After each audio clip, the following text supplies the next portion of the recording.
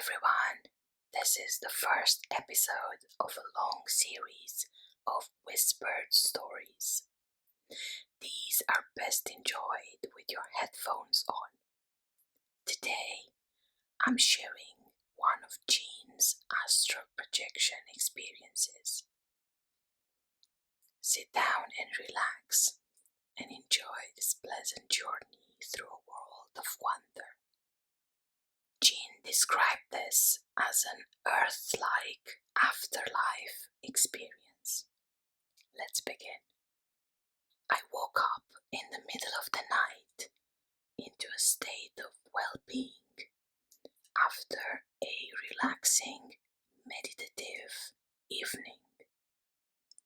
Out of habit, I focused on falling back asleep with full awareness. Unusual sounds began to present themselves. Loud banging, vibrating, and people speaking. My eyes opened involuntarily, and the sounds ceased. I relaxed again, and they returned.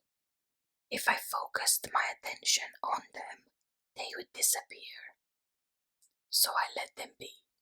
They seemed to develop in intensity until they had consumed my full awareness. In the same way, a convulsion emanating from my stomach started to engulf my body. I began to vibrate intensely while simultaneously having the excruciating sensation of falling.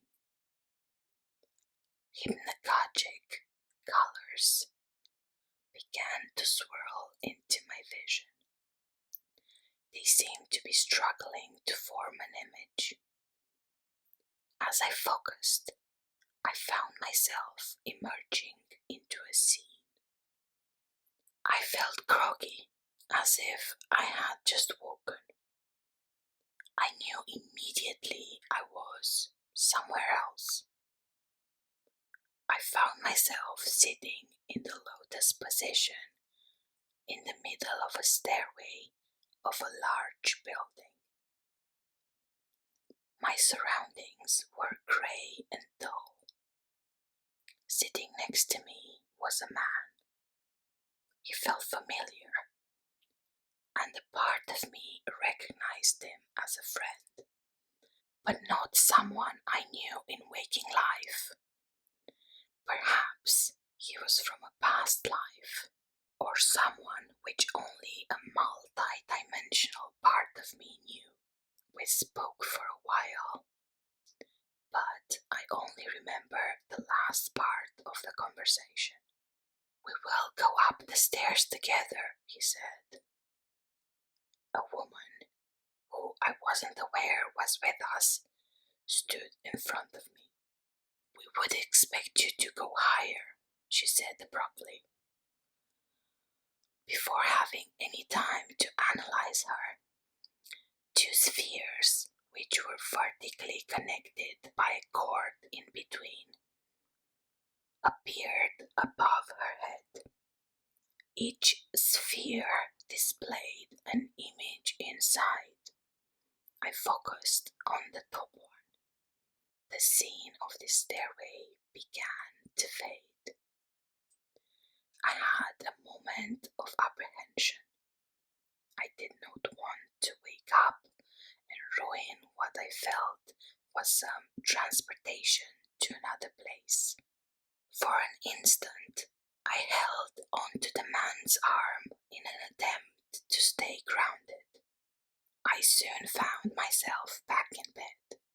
On reflection, I thought that the experience was a metaphor to tell me to go higher in dimensions or consciousness.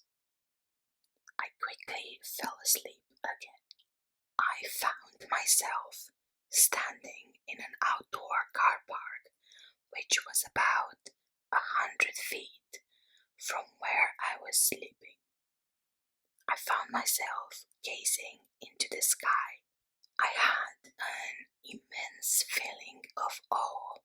as I stared at one of the most beautiful, multicolored masses of clouds I had ever seen.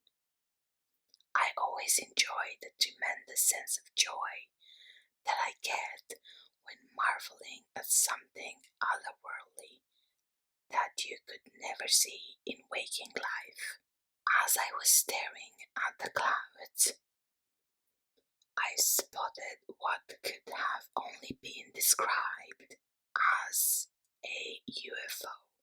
It was black and was shaped like two spheres connected by a cord. Just like the previous dream, the object was still for a moment, then quickly flew to the left of the entire sky, coming in and out of the clouds dramatically. As it soared, the back of it let out the most breathtaking sight. Floods of enormous multicolored clouds trailed from the UFO, filling most of the sky in seconds, like a supervolcano erupting sidewards. The clouds began to pulsate dramatically with huge orbs of colors. I heard the cracking of thunder, and there was a sudden shift in the atmosphere. An unnerving feeling from the pit of my stomach made me take a step back, but I hit the brick wall of a building behind me, not realizing it was there. I scurried into a corner out of insecure impulse.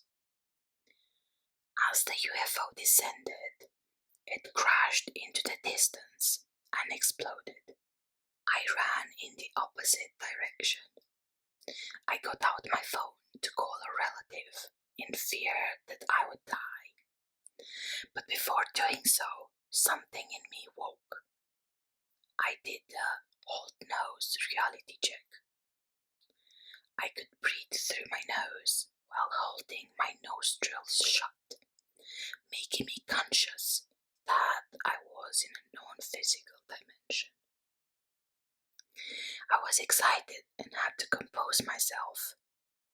I studied my hands in an attempt to attain full waking consciousness. As my mind gained clarity, I witnessed subconscious dream projections disappear before my eyes. The whole atmosphere shifted. After a short moment, my perception was crisp, awake, and untainted. I felt that energizing, non-physical wakefulness that engulfs me every time I have an out-of-body experience like this. I was on the main road around the corner from where my body was sleeping. The location was an almost perfect replica of the physical version. The only two things that were different were the vast number of people who were out on the street and an unfamiliar, overly friendly community atmosphere I sensed from them. The highly positive energy that I felt would suggest that I was in a slightly higher dimensional counterpart of the physical Earth dimension. The people who were here must have had their consciousness set close to physical Earth consciousness. I considered the possibility that they were people who lived in my town and were asleep and consciously projecting. However, that didn't feel right. There was something special and enlightened about this place. Everybody seemed like they were awake in the full sense of the word. I somehow began to intuit that these were people who had recently died, or people simply trying to experience a physical Earth-like dimension. I started to think about parallel worlds and how this is precisely what quantum physicists must be on the verge of discovering. When you experience something like this firsthand, the reality of it hits you in the deepest part of your consciousness. It's indescribable how vivid it felt and how more real it felt than our dense physical world. As I walked around, I found myself standing on a pavement with crowds of lively people walking by me. Masses of conversation poured into my ears. I started to walk, but to my surprise, it became a challenge. I had to strain myself into a meditative walk. It was like I was learning to walk for the first time, as if I had new legs. I laughed at the thought of what I must have looked like to others. Fortunately, the more I got the hang of it, the stronger I felt. At this point, I felt so alive. I walked around the pavement for a while in pure joy. The atmosphere was positive and magical. The sky was dusky and slightly purple. I almost got carried away with the feeling and made a conscious effort to contain myself. I remembered my intent for out-of-body experiences, to understand the worlds that exist beyond the physical. I contemplated the lives of the people and observed cheerful friends and families walking past me. I greeted a Middle Eastern looking family of 5. A mom, dad, daughter, son, and a grandfather who was in a wheelchair. He instantly threw me into confusion. It was a non-physical world of infinite possibilities, and he chose to travel around in a wheelchair. "Do you know that you're dead?" I asked. They had beaming smiles. "Yes," they all replied. "Sorry, I was just curious. I'm alive and I..." "Yes, we know," they interrupted. I laughed in amazement. They were not only conscious of their own death, but also somehow knew I lived in the physical world. They continued walking. The son stayed with me for a few minutes and told me about his family. I can't recall most of the conversation. However, just like the dream before, I only remembered the last part of the conversation. "Were you all happy to know you could still spend time together after you died?" I asked.